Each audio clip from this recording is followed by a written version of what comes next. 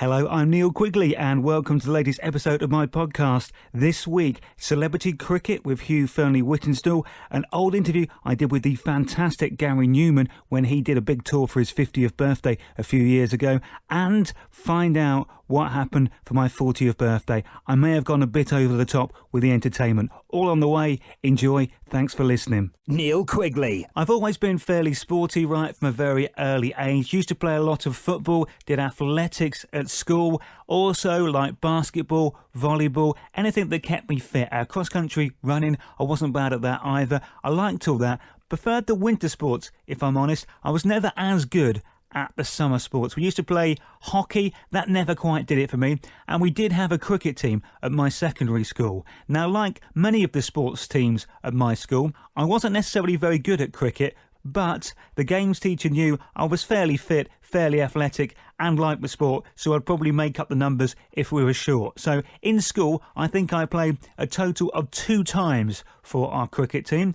I bowled no overs, I took no catches, and I scored no runs. Probably the worst cricketer on the planet. Fast forward around 20 or so years later, I'm working at a radio station in Yeovil at Ep10, and a lovely guy comes in who's trying to organise a charity cricket match. It's for a very worthwhile charity. It's local. He's a lovely bloke, comes in for a chat. Before I know it, somehow I've agreed to take part in this celebrity cricket match, which was taking place in a lovely village about half an hour or so from Yeovil. It all sounded very well organised. It seemed a lot of fun, and I was very happy to be involved and quite excited about it, even though I am rubbish at cricket. Although I have to confess, I probably didn't make a big point of that fact to him. I was quite keen, quite pleased, quite happy to get involved. The big star of the show, the man who was going to captain the celebrity cricket team, which somehow, unbelievably, I was going to play in, was the TV chef and food expert Hugh Fearnley-Whittinstall. He lived in the area. He had agreed to come on board and captain the team. We also had signed up to play. At the time, I was a big fan of and had watched in concert a few times and worked with a Rolling Stones tribute band called the Rolling Clones. Mick Jagger from the Rolling Clones, their lead singer, he was in the team as well. We also had the Conservative MP, Oliver Letwin. He was going to play.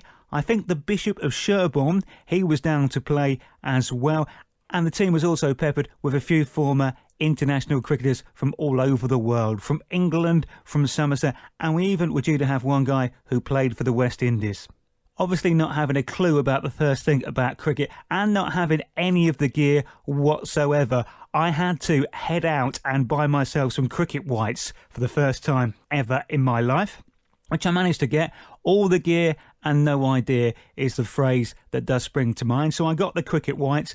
For one game of cricket, I couldn't really see the point in investing in any cricket shoes, so I made do with my white tennis shoes. I thought, well, they'll do. They're white. I probably won't get that involved with the game if my past cricket history has taught us anything. So I had the gear, didn't have a bat, didn't have any pads, didn't have anything else, was told that was all being supplied happily. On the day of the cricket match, we decided we were going to cover it on the radio. And this radio station, we had a fantastic outside broadcast vehicle. We had our very own radio station Land Rover, which had a massive mast on it, which you put up as high as it would go, nowhere near power cables, of course, and that was enough to get the signal back to our transmitter so you could broadcast live from anywhere from this Land Rover. So I went along, my boss went along as well. We went along together, so we drove to the cricket match in the Land Rover, got it all there, got set up, met everybody else who we were playing with. So I then went off to get changed and meet my teammates, included, of course, as I said, the aforementioned Mick Jagger from the Rolling Clones, the MP, Oliver Letwin, and our captain, Hugh Fearnley-Whittinstall. The dressing room banter was high and quality, as you'd expect from a dressing room that did contain many former professional cricketers and a couple of idiots like me. Once we were changed, we headed outside and had the obligatory team photo. So somewhere there is a photo of me in the same cricket team as Hugh Fearnley-Whittinstall. If you had tried to tell any of my school friends that that would happen when I was batting number 11 in the cricket team for the school, I think they'd have found it hard to believe you. We were lucky with the weather. It was a gorgeous sunny day. It was played in an idyllic village out in Somerset. The setup was nice. It was a really nice cricket ground. It was all very well organised, and we got the game underway. We were put into bat first. I can't remember if our captain, Hugh, won or lost the toss and decided to bat or bowl first. But anyway, we were in bat first, which means I get a chance to assess the opposition and watch the cricket as it goes on, because let's be honest, there was no way with my sporting prowess in this particular field that I was going to be high up in the batting order. I volunteered to go as low as possible. I think they put me in at 8th or 9th in the end, which was perfectly fine with me. Now, it turns out Hugh Fearnley-Whittinstall is actually a bit of a cricket guru. He was very good. He played a lot in school. He played a lot in college. He's played quite a bit at a fairly decent level as well. He was very good. He managed to score about 50 or 60, I think. He had a very good innings, much, much better than me. The MP, Oliver Letwin, he obviously played a bit at university. I think he may have been Oxbridge. I think he may have gone to Oxford University. So he played a bit of university cricket. He wasn't too bad either. He scored a few runs. Now it came to my turn to go into bat. Now, as I said earlier, I've got none of the gear. I've gone out and bought myself some cricket whites, especially for the occasion. But I am wearing my tennis shoes because I couldn't actually justify splashing out on any cricket shoes, especially for this occasion. So I needed to borrow quite a few things to go into bat. Somebody lent me some pads, which was very good. Someone did give me their bat to use, which is essential when you go out and play cricket, so I'm told. I was also lent gloves. There was no helmets available, otherwise I would have had one. And luckily the bowling was at a very gentlemanly level, so that was perfectly fine. But there was one piece of cricket equipment I was still missing. A piece of cricket equipment which, on reflection, I think you should probably get your own and only use your own. This is something else I should have bought. I didn't. When you're playing cricket, obviously the ball is hard, it's made leather, it's bouncing around your midriff, shall we say, and things in that area need some protection. You don't want to get a ball in a place where you don't want to get a ball. As I was getting ready to go into bat, noticing that I didn't have a box, the Right Honourable Oliver Letwin very generously let me borrow his box. So I went out to bat borrowing his box. I didn't borrow his jockstrap, to be fair. I just kind of managed to balance it where it needed to be balanced. On reflection, I really didn't need all this extra padding and protection. I went out to bat and I managed to just about get through the first over, mainly by staying at the non-strike end. So not having to hit any balls, just having to do a bit of running between the wickets, which I was perfectly capable of, by the way. Then it did come my turn in the next over to face some balls. The other cricket team we were playing was made up of local cricketers and friends of the person who was organising the charity cricket event, including his 14-year-old daughter, who did play a lot of cricket. She was very good at cricket. She played at a very decent level. I'm going to get that in there now. When I came to face my first over, the person bowling was the aforementioned organiser's 14-year-old daughter. Her first bowl, literally, I missed completely and it just whistled past my stumps, just missing them. The second one I did hit. I did actually hit one. It went, I would say, about 10 yards and was easily fielded. The third one hit the centre wicket and I got out for a duck, having been in for, I would guess, a total of 10 or 12 minutes. That was my contribution to our runs. The man who came out to bat after me was Mick Jogger from the Rolling Clones, the Rolling Stones tribute, and fair play to him, he really does invest in his role. He came out to bat, and I'm not joking, dressed as you'd expect the real Mick Jagger to dress on stage. He had a hat on, he had a neckerchief, and he had his dark round sunglasses on. Came out to bat like that, and he scored about 20. He was a much better cricketer than me. Once the rest of our team were out, or we may have declared, I can't quite remember, it was time for tea. The organisers put on a very nice spread, and I did get a chance to have a chat with my captain, the celebrity chef Hugh Fearnley-Whittinstall. In fact, we ended up sharing a scone together. They had cream teas for our teas, which was great. However, by the time me and Hugh got to the tea making facilities, all the teaspoons had gone, and we were both sugar addicts. We both wanted sugar in our tea. We ended up using a knife to put sugar in our tea and using the knife to stir it. Not exactly what you'd expect from a TV chef. You thought he might have the right equipment for the job. For the record, the scones, the jam, the cream and the tea were lovely, and Hugh was great as well. Had a nice quick chat to him. He was very friendly and very nice, and let's just put it this way, we didn't actually bother talking about cricket. So after tea, it was our turn to do the fielding. I did what I always do in these situations. I chose to field as far away as possible from the action, right on the ropes, in the hope the ball would come nowhere near me.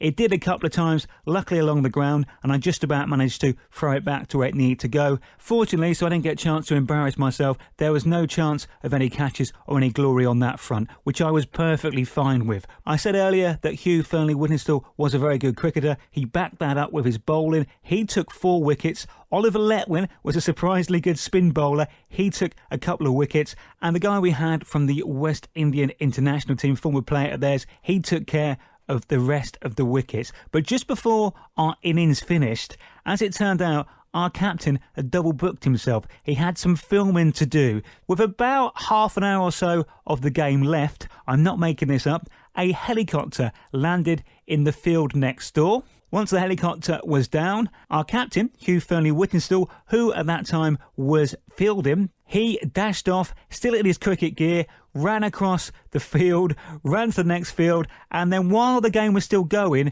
we got to watch our captain fly off in a helicopter to go and do some filming for his latest TV show. Later in the evening, me and my boss drove home to my flat in Yeovil in our Ivel FM Land Rover. That is the difference in celebrity. For the record, my team did win the cricket match. I have to say that I contributed 0 towards that, but it was a great fun afternoon. I enjoyed playing the cricket. It was a good laugh. My teammates were fine. They were fun, and everyone there was absolutely brilliant. Once the cricket had finished, to continue the fun and the fundraising, there was a concert. Not only was he playing cricket, Mick Jagger brought the rest of his band along, the Rolling Clones, and they were playing live along with some other bands. So I watched them perform, and they were brilliant as ever. Also, there was a charity auction where the Sawbridges, do you remember them? Jeff Sawbridge and his children, they were offering various things, including some landscape gardening was one of the things on offer. So there were some really good raffle prizes. Also there were some representatives from Jimmy's Farm. We had Jimmy's Farm products on the barbecue as well, which I did try for the first time while I was there, and I have to say they were very good. Obviously there was no conflict of interest with Hugh Fearnley-Whittinstall. They're all good friends, they're all happy to get involved and chip in and work together when it comes to raising money for charity. It was a great fun afternoon. I really enjoyed the cricket. I have to say, and you'll be unsurprised to hear this, that is the last time I've ever played a cricket match. I think I ended up wearing those whites only on that one and only occasion. I ended up giving them to a mate of mine who actually plays cricket and hopefully got a bit more use out of them than I ever did. Neil Quigley. Welcome on to the show this morning, my guest, Mr. Gary Numan. Good morning, Gary. How are you doing? Very well today, thank you. Glad to be here. Glad to get it all underway at last. 30 years that you've been in the music industry this year. Also another milestone for you this year as well. Can I mention that or not? Oh, yeah, no, please do. That's one of the reasons I'm doing the tour. So it's the big 50, then the 50th birthday this year as well. 30 years in the music industry, 50 years old. Why the tour now? Why do you want to do this? Well, I wanted to celebrate it because I think to be in the business for 30 years and still be alive and kicking, so to speak, is quite rare. And to get to 50, well, I don't know if I'm proud of that because it happens to everyone, I suppose, but it just seemed like a real big milestone, 2 milestones within a few weeks of each other. And I've had a brilliant life and I'm really loving what I'm doing. And I just wanted to celebrate it rather than sort of hide it and say, oh, start telling lies about my age and get a year younger every year. I wanted to just celebrate it. And the people that have given me the lifestyle, the fans, it seemed to make sense to me to do it with them. So I arranged the tour so it straddles my birthday. My birthday's on March the 8th, right in the middle of the tour. And I thought the best songs to do would be the songs that I wrote that actually started the whole thing for me, which was this Replicas album which came out in 79. That kicked everything off for me and gave me the lifestyle and the career that I've had. And all of those things just seem to make sense to me. Normally I don't do nostalgia. I hate it, actually, truth be told. But I'm having to swallow humble pie with this because it just seems the right thing to do as it's an anniversary celebratory tour. Are you playing that album as it was then 30 years ago, or are you doing a few different things with it this time when you tour it? We've done all the songs from the album and all the associated B-sides and other bits and pieces that came out to do with it and around it at the time. It comes to the 15 songs in total. That's the main set. It really depends. Some of the songs you can trick up a little bit and make them sound a little bit bigger, more powerful, more anthemic. Other ones you leave pretty much as they are. bit of a cross-border, really, but one of the reasons we spent 2 weeks rehearsing it, which is a lot longer than normally do, is to try to figure out how best to treat each song and do it in a way that we think the fans would like the most. You do have a pretty unique sound, particularly with that album and that sort of time and period in your career. How did that sort of sound come about? How did we get the Gary Numan, the Two-Way Army sound that we've got? It was luck, actually. I can't take any credit for it at all. I could only afford to rent 2 synthesizers. So I went out, and the first 2 that came along was one called a Mini Moog and one called a Pop Moog. That's the sound, and it was no great choice of mine. I just struck lucky, I guess. But having found it, though, I then sort of developed over the next few years. But initially, it was just luck. Talking about the synthesizer thing, I've been speaking to Greg, who is one of our newsreaders here. He's a fan, and when they have parties round at his place, all his mates, when they put Cars on the CD player, they all get behind the sofa and pretend to play the synthesizer like the video, basically. So you give him a lot of enjoyment with that, apparently.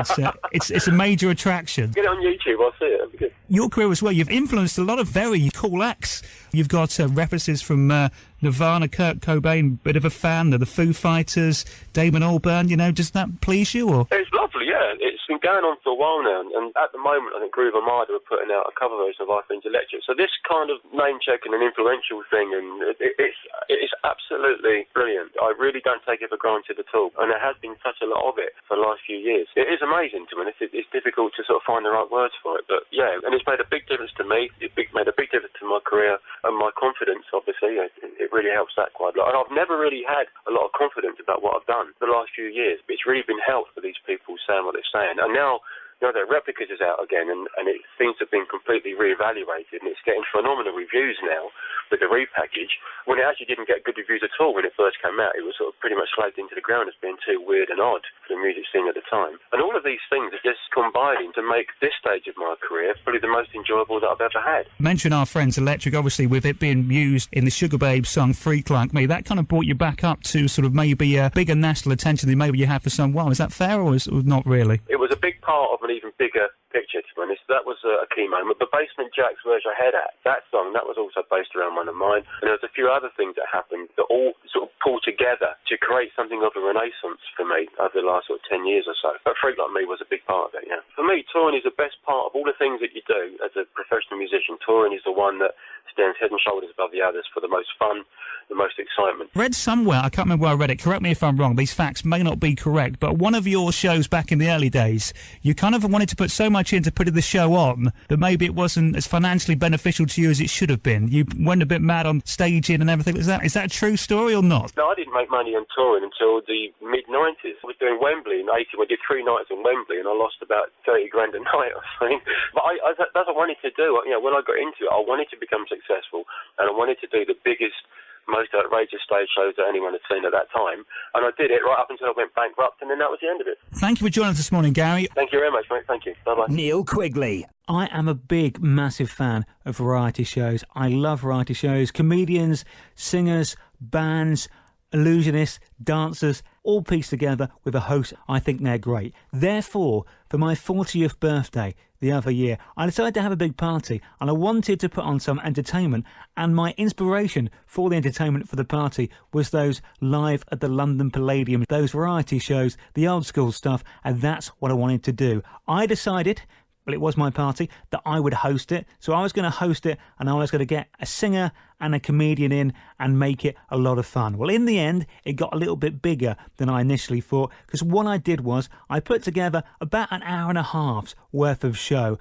I did a bit of stand-up myself, so I have done some stand-up in the past. I've done a great comedy course with Logan Murray, performed a few times, so I did about 5 minutes stand-up at the start. Then there's a singer I know who I've worked with several times over the years who is fantastic, called Nikita. She's actually got a new single out this summer, which is set to be a massive dance smash in the clubs abroad. It could be a big summer hit, so watch out for that. Nikita is the name. Anyway, she came on and did a few songs for me at the start of my show. It was so live at the Palladium. She was fantastic, got the crowd going. And then I come back on and did a little bit more, a few more jokes, move things along, like Bradley Walsh does at Live from the Palladium, or tonight at London Palladium, or whatever they're calling it this week. Then I brought out a comedian who I've worked with several times, a great comedian called Flange Kramer, who is brilliant, so funny, and he was fantastic as ever.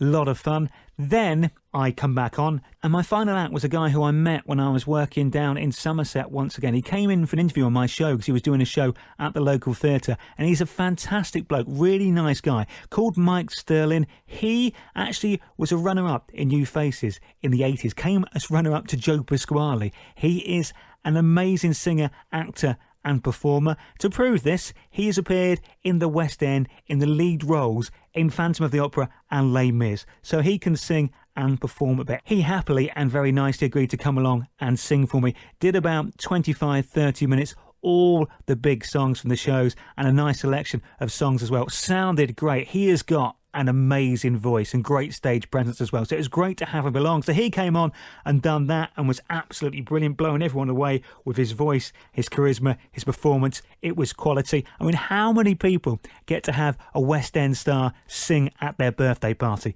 I absolutely loved it. And then to finish, I am a massive fan of Morecambe and Wise. They are comedy heroes, fantastic, so funny. They were very positive always at the end of their shows, with laughter, fun, happiness, love being a big message that they tried to get across. It was a party for my friends and family, so I decided the only way it could finish was by a version of Bring Me Sunshine. So basically me and Mike then ended the show singing along to Morecambe and Wise. I wanted to sing it myself, but my voice wasn't good enough. I didn't have time to learn it, but we sang along to Morecambe and Wise, Bring Me Sunshine, and that brought the show to a close. I wouldn't say I went a bit over the top, but I even made intro and outro music for the whole performance. One thing I didn't do was video it. That's where I slipped up. I should have got it on video so I could watch it maybe every 5 or 10 years as a nod back, but that was a great way, I thought, to celebrate my 40th birthday. Perfect for me. I'm a big fan of variety, so why not put on a variety show for me to host on my birthday? It's what I would have wanted, and it's what I got. Neil Quigley. That's it for this week. Thanks for listening. I haven't played cricket since that cricket match. Gary Numan was fantastic, and I don't care what you think, I really enjoyed my 40th. That is it for this week. As I said, have fun, be nice to each other, take care. I'll speak to you next week. Bye-bye.